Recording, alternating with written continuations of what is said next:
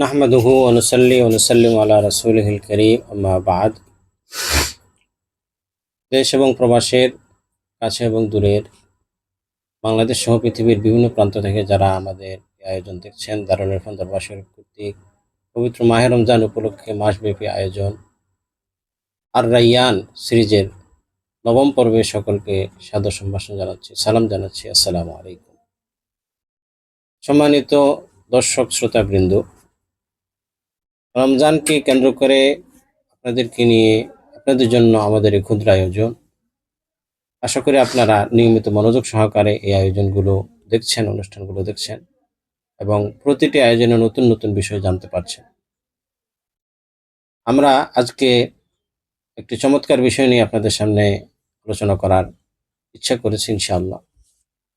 সেই বিষয়টি হচ্ছে মেডিকেল সায়েন্স, অর্থাৎ চিকিৎসা বিজ্ঞানের দৃষ্টিতে রোজা। আমরা যে রমজানের রোজা রাখছি, মূল উদ্দেশ্য হচ্ছে আল্লাহ সন্তুষ্টি অর্জন করা এবং জান্নাত লাভ করা, আল্লাহর দিদার লাভ করা, আল্লাহর নৈকট্য হাসিল করা। তবে শরীয়তের প্রতিটি নির্দেশ, প্রতিটি হুকুম হাকাম আমাদের জন্য আখিরাতে যেমন উপকারী, দুনিয়ার জিন্দিগিতে দুনিয়াবী দৃষ্টিতেও অনেক উপকারী। এর কারণ হচ্ছে ইসলাম বিজ্ঞান নির্ভর ধর্ম নয়, কিন্তু বিজ্ঞান বিমুখ ধর্ম।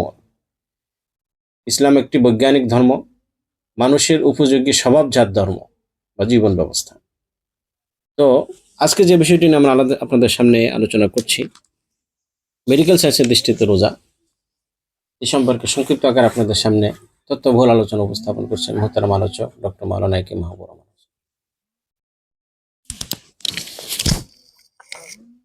আসসালামু আলাইকুম ওয়া রাহমাতুল্লাহ। আলহামদুলিল্লাহ আলহামদুলিল্লাহ ওয়াহদা ওয়াসসালাতু ওয়াসসালামু আলা মান লা নাবিয়্যা বা'দা ওয়া আলা আলিহি ওয়া সাহবিহি উলামায়ে উম্মতি আজমাইন, আম্মা বা'দ।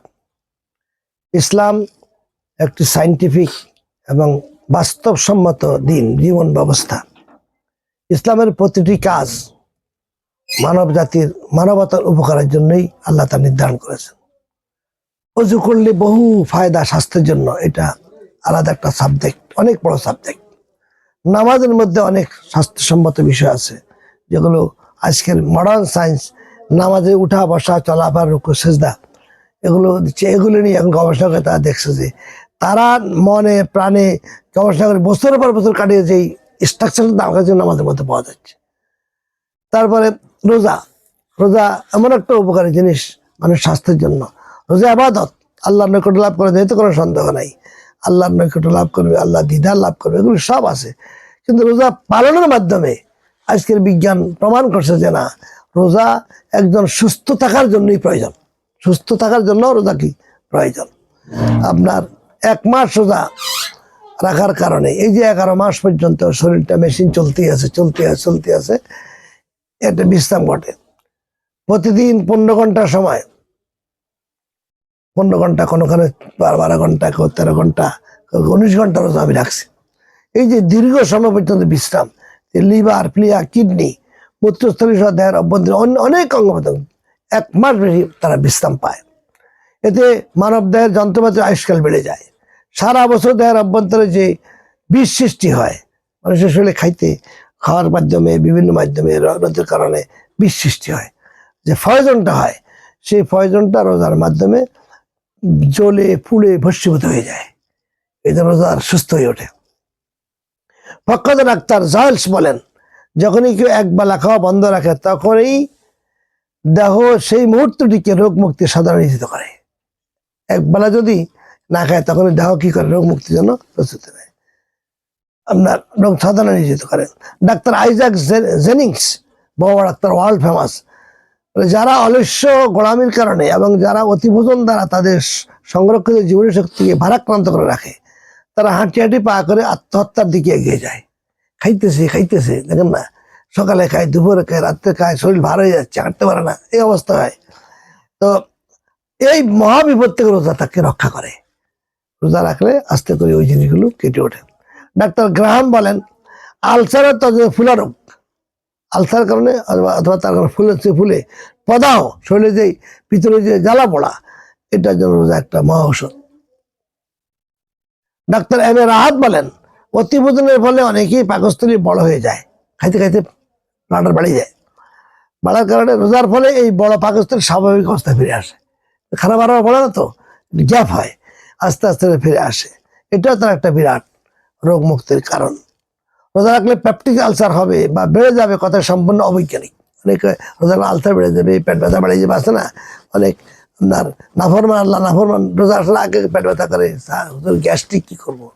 কিন্তু এটা ঠিক, ডাক্তাররা বলতেছে, বিশ্ববিখ্যাত ডাক্তার তারা বলতেছে এবার রাহাত, তিনি বলেন যে সম্পূর্ণ অবৈজ্ঞানিক, যুক্তিহীন। ফুসফুসে কোন রকম প্রতিবন্ধক না বা বাধার সৃষ্টি হলে রমজান রোজা দূর করে। ফুসফুসের লাঞ্চার বিশ্ববিখ্যাত চিকিৎসক নাস্ট বার্নার বলেন, ফুসফুসে কাশি, লোবার নিউমোনিয়া, কঠিন কাশি, সর্দি, ইনফ্লুয়েঞ্জা কয়েকদিনের জন্য আস্তে আস্তে নিরাময় হয়ে যাবে। ডক্টর দেওয়ান এ কে আব্দুর রহিম, বাংলাদেশের প্রখ্যাত ডাক্তার, এই সাবজেক্ট এক্সপার্ট, তিনি বলেন রোজা ফলে মস্তিষ্ক, স্নায়ুতন্ত্র সর্বাধিক উজ্জীবিত হয়। এরগুলো ইম্পর্টেন্ট। আল্লাহর কোরআন, রাসূলের সুন্নাহ, জ্ঞান বিজ্ঞানের খবর, সব দিক থেকেই মাহে রমজানে মুসলিম জাতির একটি বিরাট রহমত, স্বাস্থ্যের জন্য একটা নিয়ামত। এই জন্য এই রোগগুলো থেকে আমরা মুক্তি পাওয়ার জন্য রোজার মাস ছাড়াও রোজা রাখা উচিত স্বাস্থ্যের জন্য। কিন্তু ফরজ আদায় হলো, আল্লাহর নৈকট্য লাভ হলো, দিদার লাভের একটা পথ হলো, একটা সুবহানাল্লাহ বলে 70 বার সব লেখা হলো, তারাবি, এই যে আবাদগুলো, এগুলো সব চলবে। কিন্তু এর মাধ্যমে কি হচ্ছে, তার স্বাস্থ্যের জন্য উপকার হচ্ছে। এবং স্বাস্থ্য খাতে আপনার মারাত্মক রোগ থেকে আপনার উন্নত হচ্ছে। একজন গ্যাস্ট্রিক আলসার, সাংঘাতিক আলসার, আমার কাছে এটা রোজা রাখতে পারতেছে না, কি করে? আমি বললাম আপনি এই জিনিস খাবেন না, আপনি গ্যাস্ট্রিক রোজা রাখবেন এই ছোলার ডাল, পেঁয়াজু, বেগুনি, তো যেগুলি তেলের, যেগুলি খাইলে পেট খারাপ হয়, এগুলো বন্ধ করে আপনি যদি স্বাভাবিক ফল ফ্রুট অথবা যেগুলি খাইলে গ্যাস্ট্রিক বাড়াতে, এগুলি খাই রোজা রাখা শুরু করেন। পরে 15-16 দিন পরে আসে বলতে, হুজুর আমার গ্যাস্ট্রিক নেই এখন। কারণ গ্যাস্ট্রিক যে কারণ, এই কারণগুলো তো এখন যাচ্ছে না ভিতরে। এই জন্য রোজা সত্যিকার অর্থে মানুষের চোখের জ্যোতি বাড়ায়, কানের শক্তি বাড়ায়, ব্রেনের মস্তিষ্কের শক্তি বাড়ায়, মুখের দুর্গন্ধ কমায়, তারপরে আপনার পেটের যে আলসার হওয়া বা বদহজমি এটা কমিয়ে দেয়। এবং এই ভেইনগুলো যেগুলো আছে, এই শরীরের ভেইনগুলো, রগগুলো, এগুলো সতেজ করে। এখন তো খাইতেছি, চলতেছি, হাঁটতেছি, রোজার ব্যালেন্স রাখার কারণে।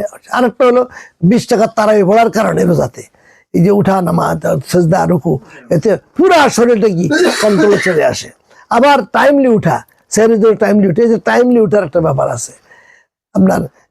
এই সব কিছু মিলে রোজা মানুষের সুঠাম দেহের অধিকার হওয়ার জন্য রোজা খুব প্রয়োজন।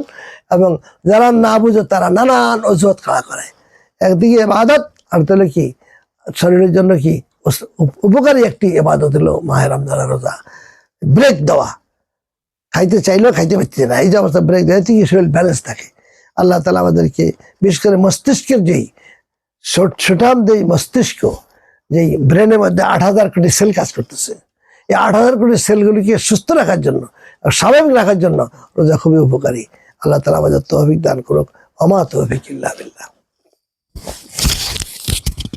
আলহামদুলিল্লাহ, আমরা রোজার স্বাস্থ্যগত উপকার বা চিকিৎসা বিজ্ঞানের দৃষ্টিতে রোজা সম্পর্কে চমৎকার কিছু তথ্যবহুল আলোচনা শুনলাম। সম্মানিত সুধী, রাসূল পাক সাল্লাল্লাহু আলাইহি ওয়াসাল্লাম একটা হাদিসে বলেছেন, সুমু তাসিহু, রোজা রাখো সুস্থ থাকো। কতই না চমৎকার তিনি এই সংক্ষিপ্ত হাদিসে এই বর্ণনা করেছেন। আমরা মাহে রমজানের এই 1 মাস ব্যাপী রমজান যে সিয়াম সাধনা করছি, নিয়মিত রোজাগুলো রাখার চেষ্টা করব, যেভাবে রাখার দরকার রোজার আদব বজায় রেখে রোজা রাখার চেষ্টা করব। আল্লাহ তাআলা আমাদেরকে সেই তৌফিক দান করুন। আগামী পর্ব দেখার আমন্ত্রণ জানিয়ে এখানে শেষ করছি। আসসালামু আলাইকুম।